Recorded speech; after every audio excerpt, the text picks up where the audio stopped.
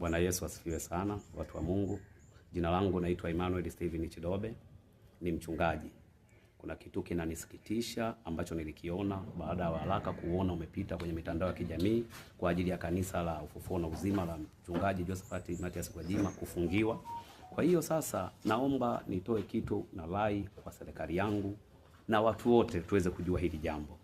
Jambo hili ni baya na halina mashiko na halina amani, kwa sababu angalia, Gwajima amesema kwamba kanisa lake lina zaidi liko 2000, makanisa yako 2000. Leo hii mnafungia mpaka leo Ijumaa, hakuna mtu yoyote anayekwenda kusali wala kitu chochote.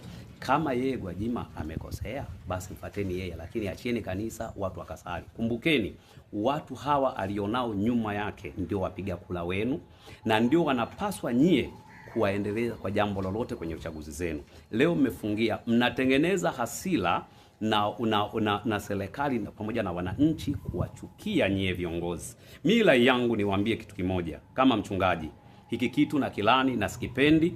Ninaomba mamlaka husika, aidha wizara ya mambo ya ndani ihusike na mambo haya, kufungua huduma hii, watu Jumapili waweze kwenda kuabudu na kutali pamoja pale, kwa sababu leo hii mnatengeneza chuki nyingi sana na serikali.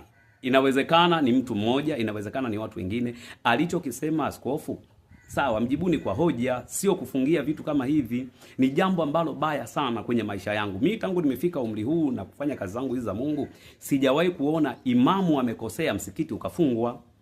Kwa hiyo hiki kitu ni hatari sana, na ninaomba sana serikali usika